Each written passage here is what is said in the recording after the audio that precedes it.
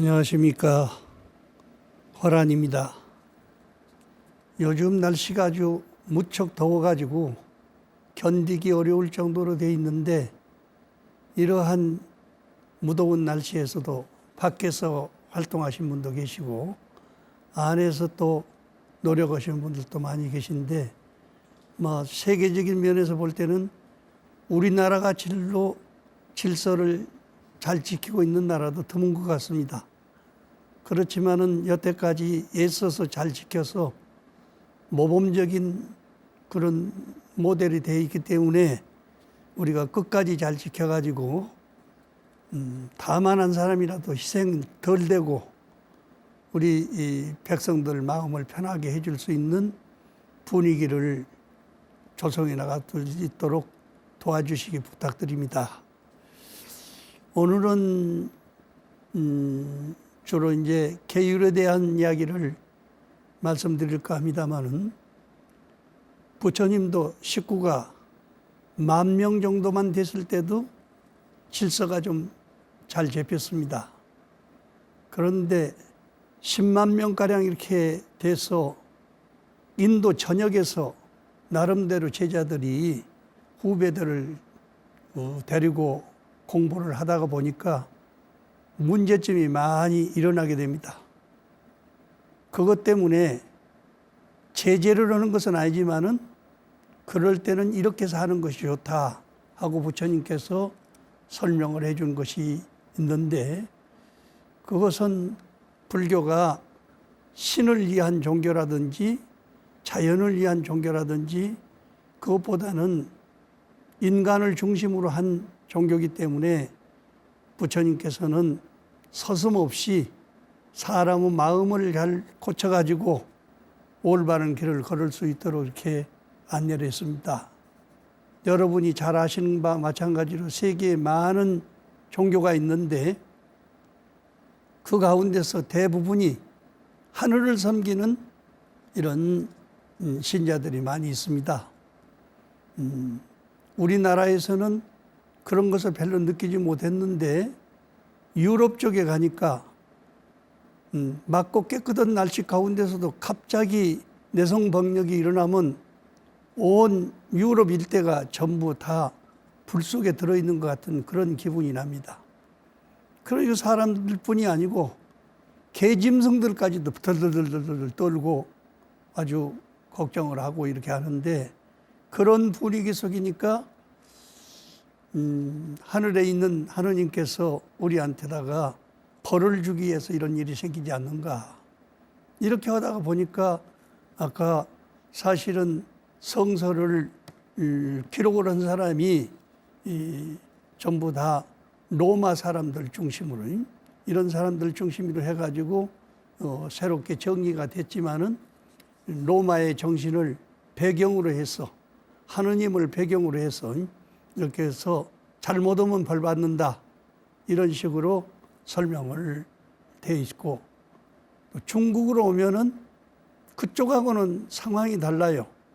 중국은 히말라야를 중심으로 해서 높은 산들이 있고 큰 변화가 적기 때문에 자연을 배경으로 한 노자 사상이 크게 활동을 했고, 또 공자님 같은 경우는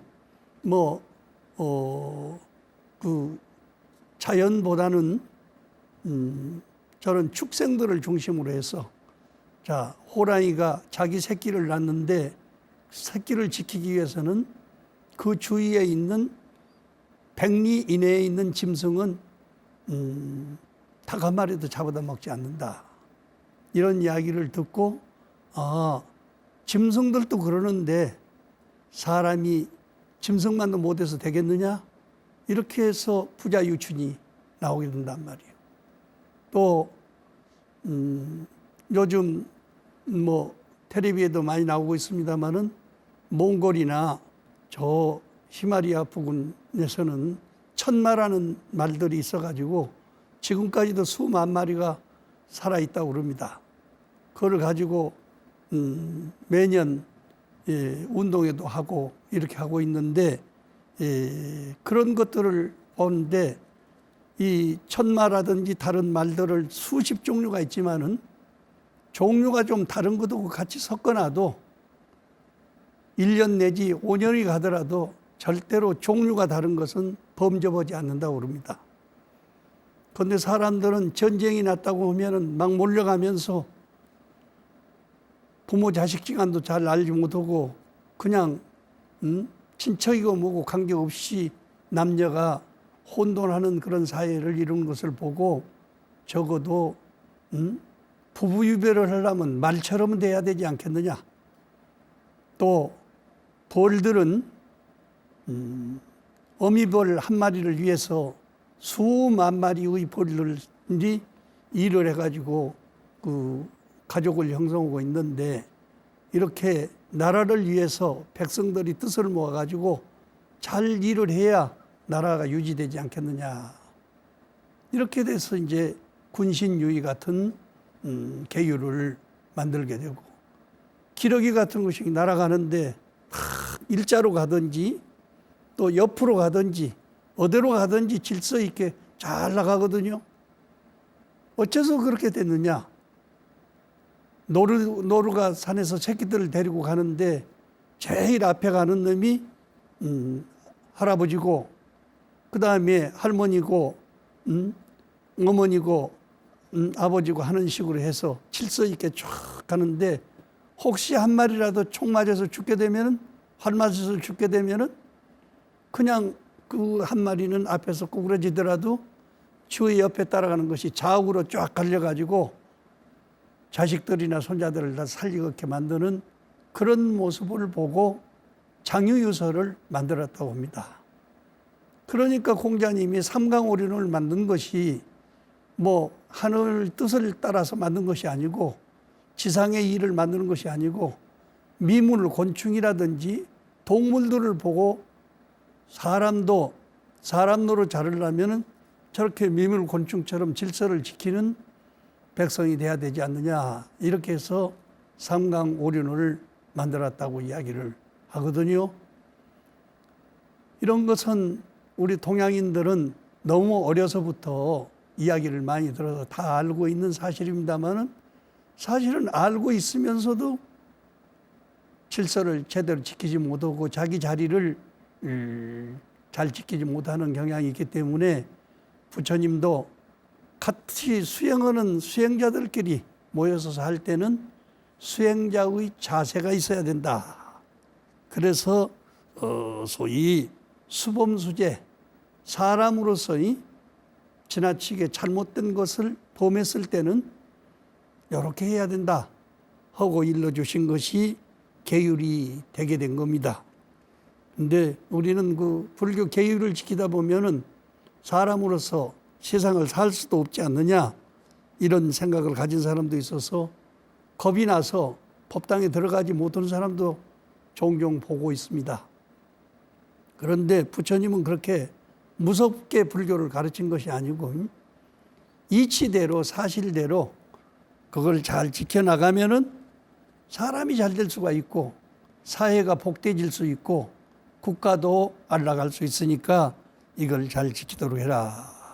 이래서 이제 몇 가지 계율이 나오게 되는데 처음부터 84,000 계율이 나오게 되는 것이 아니고 수디나 스님이라고 하시는 스님이 이 배살리성 사람입니다.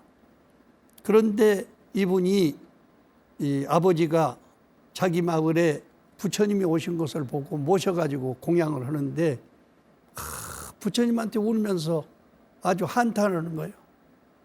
부처님 저도 젊었으면 내가 출가해가지고 부처님 제자로서 나도 생사를 해탈할 수 있는 그런 사람이 될 텐데 나이 들어서 다 죽게 됐으니 어떻게 합니까? 부처님 모셔서 공양할 때마다 너무 울고 한탄하기 때문에 외아들인 수디나가 옆에 있다가 아버지 너무 걱정하지 마세요. 내가 대신 아버지 대신 출가해가지고 훌륭한 이런 불자가 되도록 하겠습니다. 그래서 아버지를 위안하고 했습니다.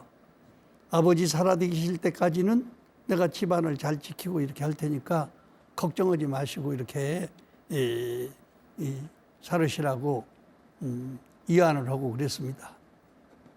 그런데 그 뒤로 수리나가 출가를 해가지고 다른 곳에 가서 이제 수행을 하는데 정말로 아버지가 못한 수행을 아들이 한번 본을 보이기 위해서 여기서 잘 정진을 했단 말이에요. 그랬는데 지난번에 부처님이 고향에 다녀오셔서 아버지를 뵙고 온 뒤로부터 이상스럽게 흉년이 들기 시작합니다. 너무 날이 가물다든지 홍수재해를 당한다든지 이런 일이 있어가지고 스님들도 많이 물에 떠나가고 또 병도 많이 나고 이렇게 했기 때문에 천상 수디나가 자기하고 같이 공부하는 친구들 350명을 데리고 있었는데 밥을 얻어먹을 수가 없어요. 그러니까 같이 공부하던 친구들이 하는 말이 수디나 스님, 당신 집은 부자 아니요? 당신은 외아들 아니요? 아버지 돌아가신 뒤에 어머니 혼자 이렇게 계시고 또 결혼해가지고 살던 고이, 인도에서는 본 부인을 고이라고 부릅니다. 이 고이가 있으니까 걱정은 없이 살기는 하는데 창고에다 그렇게 많이 쟁겨놓으면 못합니까? 우리도 좀 가서 얻어먹고 공부할 수 있으면 좋지 않겠습니까? 가만히 생각하니까 어머니만 돌아가시면은 모든 재산이 국가재산으로 다 넘어가게 돼 있단 말이에요. 그래서 며칠 동안 고민을 하고 생각하다가 어머니를 찾아가게 됩니다.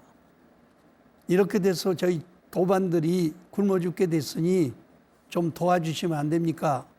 그러니까 어머니가 하는 말이 걱정하지 말게. 많은 사람들도 일반 거지들도 이렇게 공양 대접을 하는데 수행하는 스님들 대접 못 하겠어? 한 가지 부탁이 있네. 자네가 이 집에 독자로 태어나가지고 집안을 계승할 자손이 없어. 그리고 새파란 며느리가 돌아가지고 지금까지 이렇게 외롭게 지내고 있는데 자네 한 사람만 나와서 좀 집안을 도와주면은 재산을 다 갖다가 성단에다 바쳐도 아깝지 않겠네. 어머니 생각해 보세요. 내가 출가한 것이 누구 때문에 출가했습니까? 아버지 때문에 출가하신 거 아니에요? 아버지가 도를 깨쳐가지고 생사를 해탈하면은 죽어도 한이 없다고 그랬습니다. 그건 지금 나는 몇 년 동안 가서 수행을 했어도 생사를 해탈한다는 것은 말로 표현할 수가 없는 거고 내 마음에 가닥도 지금 제대로 잡히지 않 있습니다. 그러니까 조금만 더 기다려 주십시오. 그러면 친구들 같이 데리고 같이 와라고. 그래서 집 주위에다 자리를 마련해 가지고 이제 350명 하루에 한 대씩 공양 대접을 하는 겁니다. 한편 생각하면 얻어먹는 사람들도 좀 미안하지만은 수디나 스님은 집안도 살피지 못하면서 밥만 얻어먹고 있는 것이 아주 미안했어요. 그런데 어머니가 한번 간절하게 부탁을 합니다. 새로 장가드는 것도 아니고 이미 결혼해서 살던 사람이니까 애기 하나만 낳아주면은 나는 다른 거 원하지 않아. 독 깨치는 것도 원하지 않고 무슨 깊은 신앙을 가지고 내가 수도하는 것도 원치 않으니까 애기 하나만 낳아달라고 사정을 합니다. 그 이야기를 듣고 가만히 생각해 보니까 애기 하나 낳아주는 거야 어렵지 않을 것 같은데 친구들이 그 소리를 듣고 수디나 스님 우리 마음 편하게 밥 얻어먹고 살려면은 좀 가서 좋은 일 좀 하세요. 좋은 일 하세요. 낮에는 우리하고 같이 공부하고 저녁이면 집안에 가서 집안일 살피면서 있으면 좋지 않겠습니까? 그 이야기를 듣고 집에 가서 의논을 한 결과 대중 스님들이 원하는 대로 그렇게 하기로 했어요. 낮에는 공부를 같이 하고 저녁이면 집안일을 가서 살피는 식으로 이렇게 하게 됐습니다. 그런 인연으로 얼마 안 있다가 부인 얘기를 가지게 됐어요. 그래서 1년 후에 또 경사가 나느라고 아들을 낳았어요. 그러니까 얼마나 기쁜데 어머니도 기쁘고 부인도 기쁘고 동네 사람들도 다 기뻐하는데 같이 공부하는 사람들이 아이 이름을 짓는데 이 집에 종자가 생겼다 그래서 아기 이름을 종자라고 지어버린단 말이에요. 그렇게 해놓고는 수디나 스님이 오면은 수디나 스님 이렇게 불러야 되는데 종자 아버지 이렇게 부르니까 아주 고개를 들지 못하는 거예요. 어머니 나는 차라리 죽는 것이 낫겠습니다. 어떻게 출가한 스님이 종자 아버지라는 소리를 듣고 내가 견딜 수 있겠습니까? 내 부처님한테 의논해가지고 양당 결정을 하겠습니다. 그래서 부처님한테 가서 이야기를 했더니 내 생각 같아서는 아기가 자랄 동안까지는 집안일을 살피면서 거사 생활을 하는 것이 훨씬 낫겠다. 절대 안 됩니다. 우리 아버지처럼 말씀대로 도를 깨쳐가지고 내가 나온다고 모르는데 지금 이런 마음으로서는 내가 집에 나갈 수가 없습니다. 그래서 할 수 없이 부처님께서 그러면 부인과 어머니를 같이 모셔오느라 아기 안고 셋이 같이 갔어요. 아들이 생각이 이렇게 해서 죽겠다고 그러는데 여러분 생각은 어떻습니까? 그러니까 불법의 이치로 볼 때는 그래서는 안 되는 일이지만은 한 번 일이 저질러졌는데 이것을 어떻게 하면 좋겠습니까? 그러니까 부인이 하는 말이 어머니 나도 아기를 안고 스님이 돼가지고 대중생활을 같이 하겠습니다. 그럼 어머니 혼자 떨어져서는 안 될 거 아니에요? 어머니가 하는 말이 나도 그러면 내가 출가해서 같이 수행을 하겠다. 그리고 집안에 있는 모든 재산은 성단에다 바치겠다. 이렇게 해서 이제 결론이 났습니다. 그래서 같이 출가를 해서 사니까 걱정이 없는데 아기 난 지 얼마 되지 않고 있었는데 아기를 띄워놓고 다닐 수가 없으니까 아기를 안고 밥을 얻으러 다닌단 말이에요. 그러니까 주위 사회의 사람들이 어떻게 머리는 깎아서 스님 모습은 분명한데 아기를 낳아가지고 다니느냐 이렇게 해서 결국에 부처님께서 그 아기를 향해서 아기를 안고 돌아다니면서 밥을 얻으면 안 된다 하는 계율이 만들어지고 또 이해가 좀 커가지고요. 저런데 밖에 나가서 가게집 같은 데 가면은 주인한테 말도 하지 않고 과자 같은 것도 집어서 먹어버리고 또 가지고 해가지고 개아에다 넣어가지고 오기도 하고 말썽이 많게 됐습니다. 그래서 이제 그 아기를 향해서 아기를 다니고 다니면서 나무집 가게에 가서 주지 않는 물건을 훔치면 안 되고 또 준다고 하더라도 함부로 그것을 가지고 오면은 그 밥을 얻으러 가지 못한 사람들이 노인들이 있어가지고 먹고 싶어 할 거 아니냐. 그런 짓은 어려우니까 조금 떨어져서 너는 같이 지내면서 계율을 잘 지키도록 하는 것이 좋겠다. 그래서 거기서 아기를 데리고 있는 어머니의 계율이 생기게 되고 또 대중 앞에 나타나 가지고 길거리에 돌아다니는 삼위승 아직 삼위도 제대로 안 되는 상태지만은 어린이 교육을 어떻게 시켜야 된다고 하는 그런 계율이 만들어집니다. 이런 것을 낱낱이 이야기하면요 숫자를 헤아릴 수가 없지만은 여러분들이 한번 생각할 때 이 집안 내력을 생각을 해보면은 얼마나 안타까운 일입니까?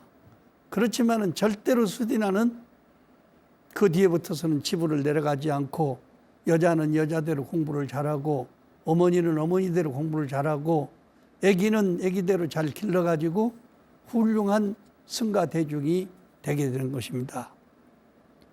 그래서 그 중에는 그 이러한 문제가 있는 사람들은 이 아기를 중심으로 해가지고 어떻게 수행을 할 것인지, 또 그런 사람들은 젖을 먹이는 아기를 데리고 대중생활을 같이 할 수가 없기 때문에 또 약간 떨어진 지점에서 잘 수행할 수 있도록 하는 이러한 소위 이 방법이 나오게 됩니다. 이렇게 돼서 소위 이 수디나를 중심으로 해서 결혼한 사람이나 또 인연이 있던 사람이 다시 출가했다가 계를 사하지 않고 나는 도저히 이렇게는 부처님 계를 지킬 수가 없으니까 이제 일단 내가 받은 계를 성단에 바칩니다. 바치고 그 문제가 해결되면 다시 출가하도록 하겠습니다. 이렇게 한다고 하면 몰라도 그렇지 않으면은 그 식구들이 같이 한테 모여서 살아서는 안 된다고 하는 계율이 만들어지고 출가를 해서 출가인으로서 일반적인 사람들과 똑같은 생활을 해서는 안 된다는 계율이 만들어집니다. 저는 이러한 일들이 어떻게 인도에서만 생기느냐, 그렇게 자료를 보니까 티베트 불교에서도 이런 일이 있고 또 나중에 소위 일본에서도 스님들이 같이 공부를 해가지고요, 정토종 같은 데서는 그 종경 스님이라고 하시는 분이 여인을 2사람이나 거느리고 살면서 거기서 아들, 딸을 8명을 낳습니다. 아주 똑똑하고 훌륭하게 공부를 잘해서 요즘 말 같으면 사회적인 면에서 아주 명망이 있는 그런 집안이 됩니다. 이것이 본이 돼가지고 일본 같은 데는 가정생활을 하면서도 불교를 할 수 있는 그러한 방법이 생기게 되는데, 그렇기 때문에 세계적인 면에서 일본 불교를 국제적인 불교로 인정하지 않고 학문적으로나 이런 것으로서는 아주 모범적인 그런 불교지만은 이렇게 단체 생활을 하는데 남녀가 혼잡된 생활을 해서는 안 된다고 해가지고 철저하게 계율을 만들어서 지키고 있는 것입니다. 그러면 우리 사회에서도 뭐 이런 일이 없다고 볼 수는 없어요. 제가 어렸을 때 경남 고성 옥천사에서 이렇게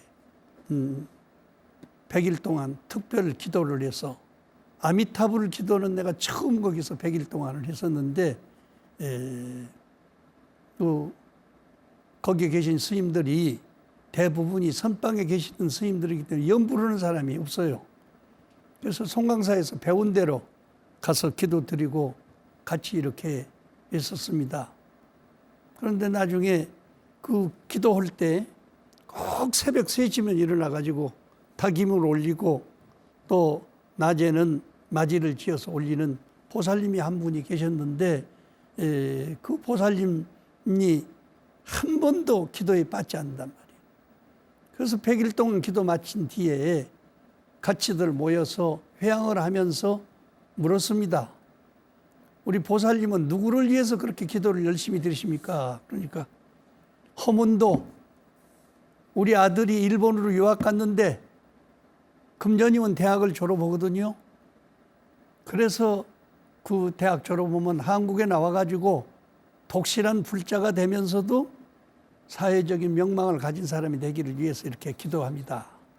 나는 지금만 기도하는 것이 아니고 여름에 더울 때는 그 한거 때 와서 공양주를 하고 겨울에 추울 때는 여기 집에 앉는 것보다는 절에 와서 염불 하면서 이렇게 기도하고 했습니다.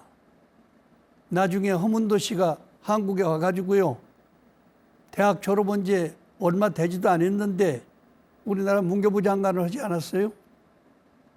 상상도 하기 어려운 것을 내가 봤어요. 그런데 그분들은 그렇게 철저하게 지키고 계율도 잘 지키고 이렇게 했습니다. 그런데 그때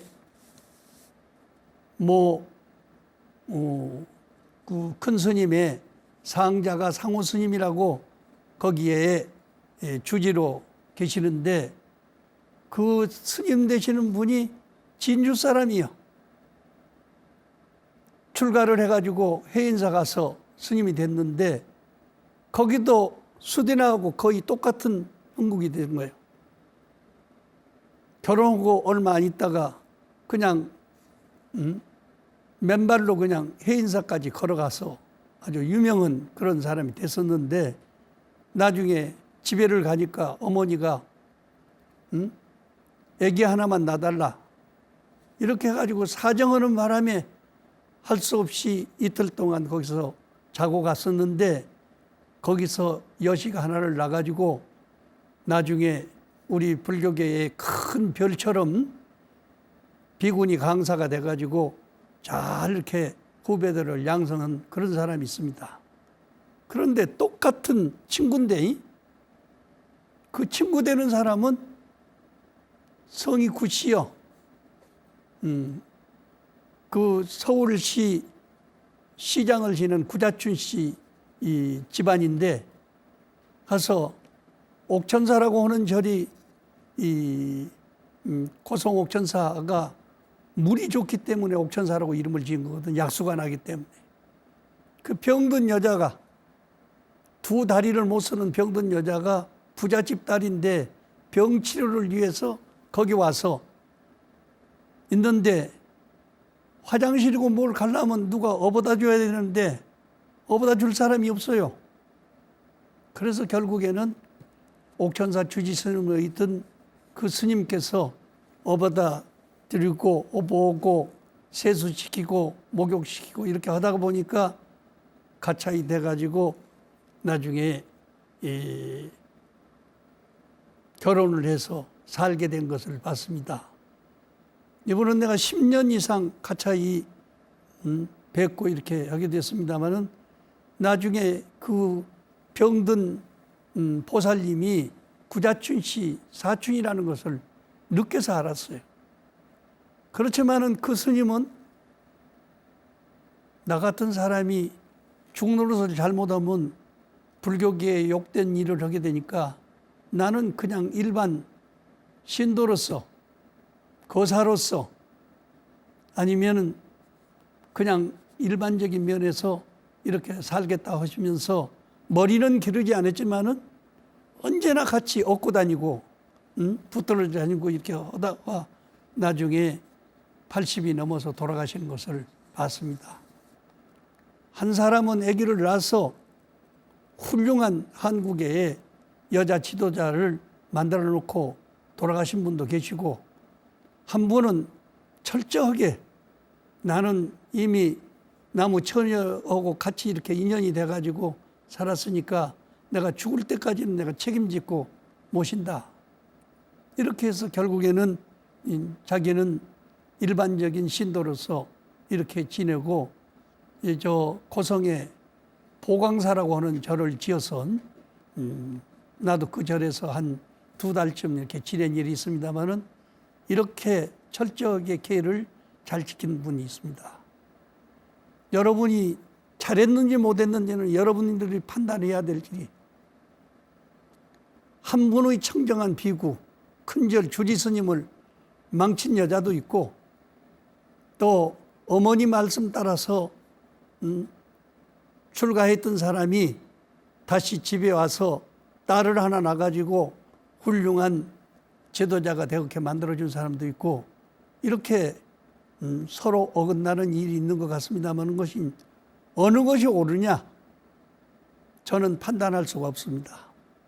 한번 생각해 보시고 이러한 일들은 우리나라뿐이 아니고 일본이라든지 티베트라든지 몽골이라든지 이런 데 수많은 사람들이 널려 있습니다.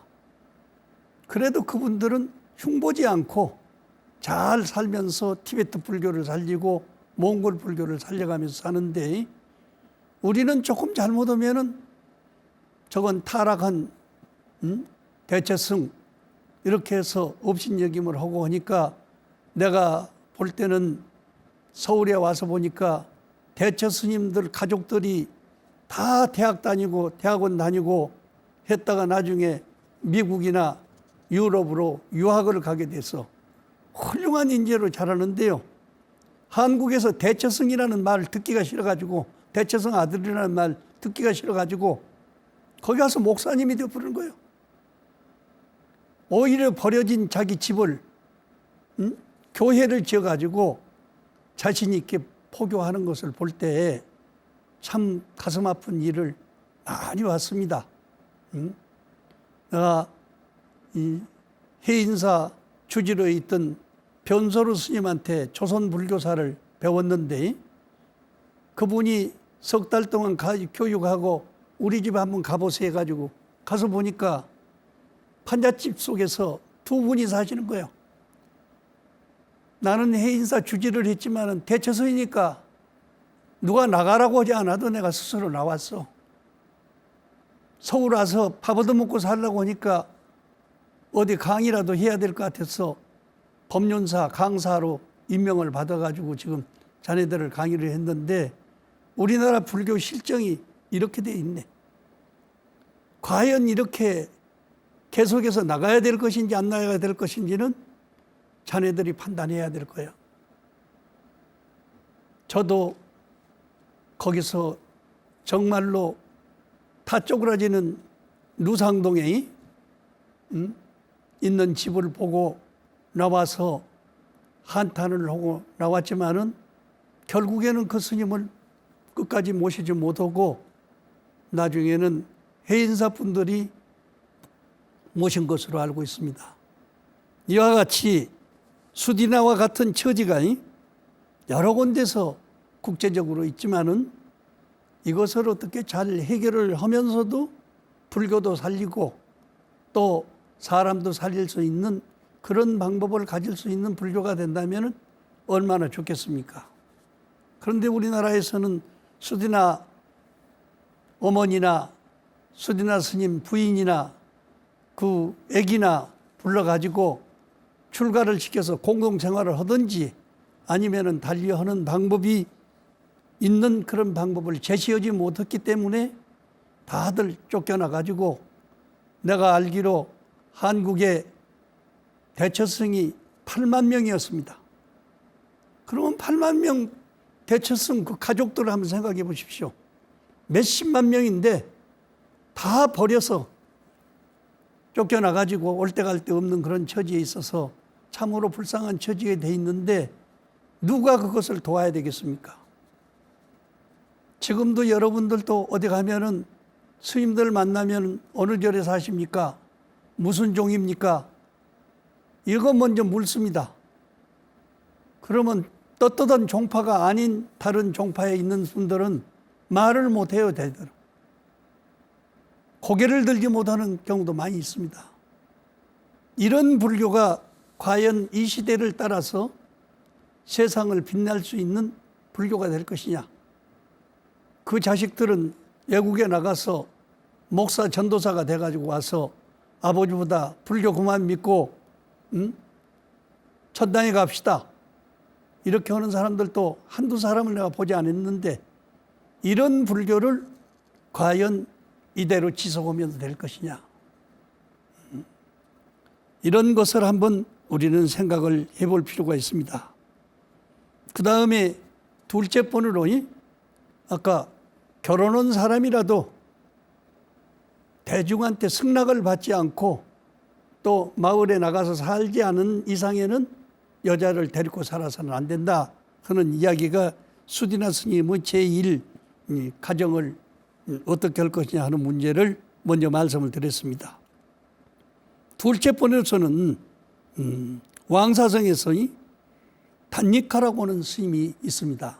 이 단니카 스님은요, 궁중의 관리를 지냈던 사람이에요. 그런데 얼마나 비가 많이 왔던지 왕사성 일대까지 물이 차가지고 싹 쓸었습니다. 많은 스님들도 죽었고 세상 사람들도 많이 죽었습니다. 그러니까 빈비사라 임금님이 부처님한테 건의를 했습니다. 부처님, 출가한 스님이라도 의지처가 있어야 할 테니까 조금 방 한 칸씩은 만들어 가지고 비를 피할 수 있도록 해주면 안 되겠습니까? 그러니까 글쎄요, 아무것도 없는 사람이 이 많은 숫자가 스님들이 산에 가서 나무를 빈다든지 아니면은 물건을 얻어가지고 온다면은 오히려 왕사성 자체가 시끄러워질 것 같은데요. 그래도 많이는 못 하더라도 지도자들 몇 스님이라도 그 움집을 하나 만들어 가지고 살 수 있도록 하는 것이 좋을 것 같습니다. 그래서 소위 이 국가의 공무원으로 있던 단니카 스님이 산에 가가지고 나무를 꺾어서 죽은 나무를 꺾어가지고 갔다가 새 집처럼 조그마하게 지었습니다. 그랬는데 나중에 알고 보니까 그 파보도로 갔다 오니까 집이 없어져 버렸어요.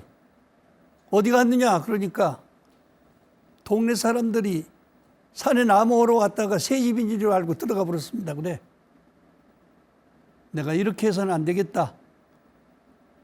내가 궁중에서 목재 일을 봤으니까 임금님한테 승낙을 받아가지고 내가 좀 집을 하나 번듯하게 지어야 되겠다. 그래서 궁중에 가가지고 가니까 마침 잘 아는 친구가 목재를 보고 있어요. 나한테 방 한 칸 질 수 있는 목재를 달라 그러니까 그것은 내 마음대로 하는 것이 아니고 임금님한테 물어서 해야 됩니다.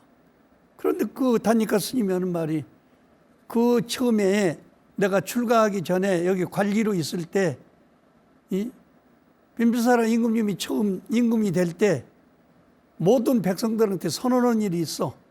출가한 스님들이 가져가는 것은 공적인 물건이 아니면은 누구든지 이해를 하고 도둑놈으로 취급을 하지 않겠다. 이랬으니까 그걸 하나 좀 달라고 그래서 할 수 없이 가가지고 나무를 한 수레를 얻어가지고 싣고 오는데 마침 관리 한 분이 오다가 어디서 가져오느냐?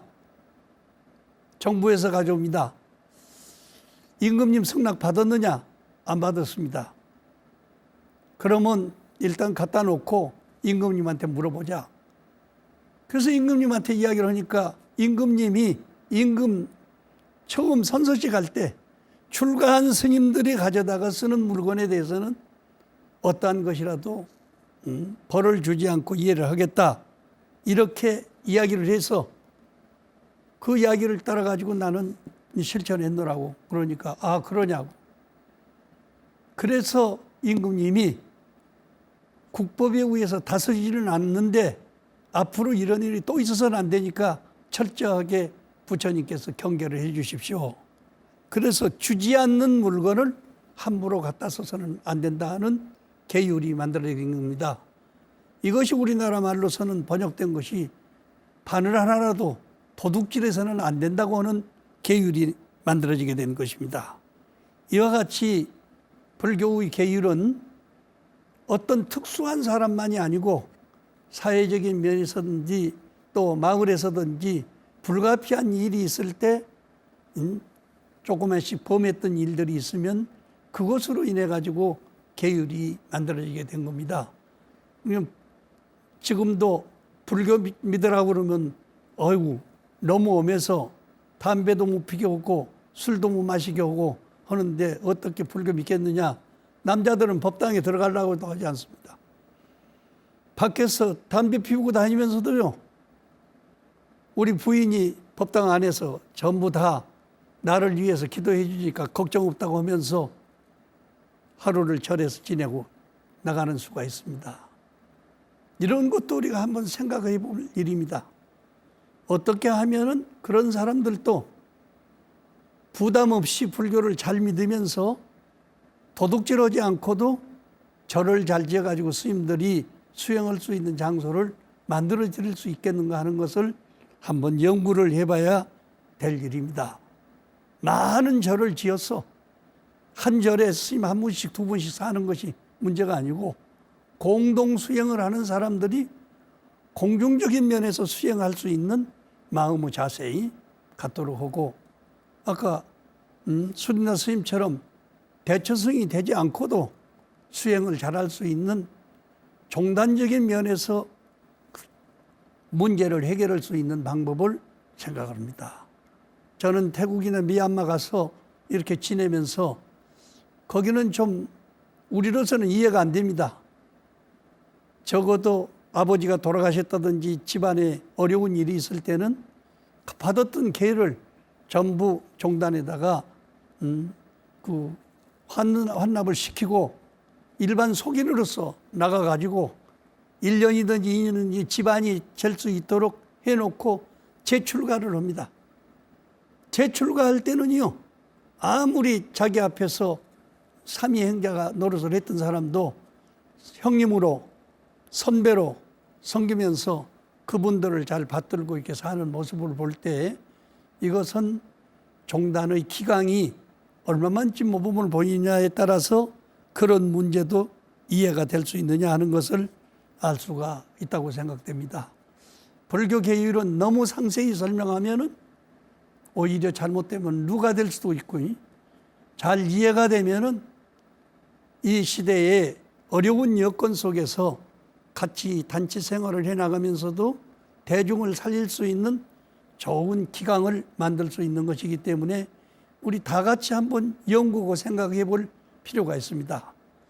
이 시간에는 먼저 본 5개 가운데서 2계율에 대해서만 좀 상세히 말씀을 드렸습니다.